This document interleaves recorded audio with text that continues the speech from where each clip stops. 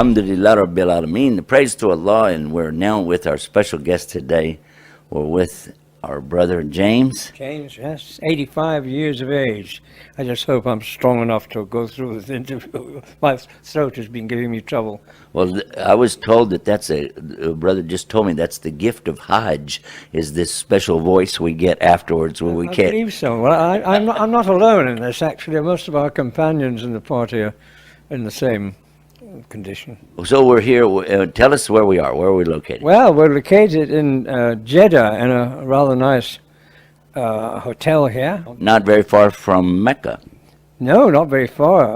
I don't know how many kilometers, but the journey time was about an hour or something like that. A lot depends on the traffic. Yeah, it does. So why would you and I, be here in a place usually associated with Arabs and that type of thing? Well, we're here as a newcomer to the Muslim faith. I'm bound to come here, if Allah wills, during my lifetime, at least once. And I've been most fortunate with the people who have helped me come to the position I'm in today. And you're one of them, Brother Yusuf, to have this marvelous experience to come on this Hajj. It really has been. It's not been easy for me because I'm not as young as I used to be, and I'm not really, to be quite honest, used to a lot of crowds of people, but it's been worth it, and I've struggled on, and I think I've completed everything as it should have been done, inshallah. That and more. I've been with you right along, and I'm sure that you've done that and more, inshallah. And now we would like to ask you a question.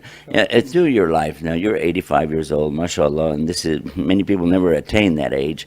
But in your experience, could you give us a little background, some of the places you've been, things you've done? Well, I was born in Scotland a long time ago. I have a middle-class family. My father was a doctor, but they were overseas in Nigeria, and he was overseas, and I didn't really see much of him, so I grew up with Scottish Presbyterian Christian relatives, and they gave me the background of believing in God and worshipping Him. And then complications came on in that scheme later on. I went to a Roman Catholic school, and I was confused and never really adjusted too well to what was then a sort of new religion to me.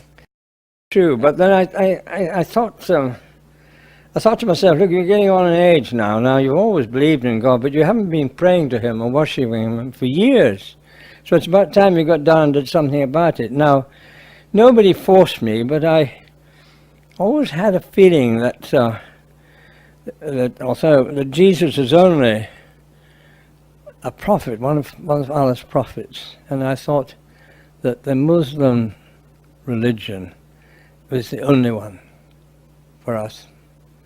So I decided. So you already had this embedded in the background of It must have somewhere. been. It wasn't something that popped up after seeing the rather, what I consider to be appalling way the country had gone downhill with so much promiscuity and greed, gluttony and what have you, all the evils that the Holy Quran tells us we should avoid and fight.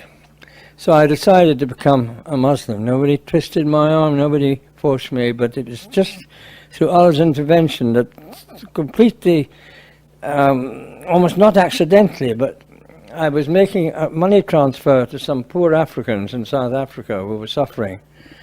I'm not a rich person, but through a money exchange shop, an internet cafe, which was run by a Somali chap.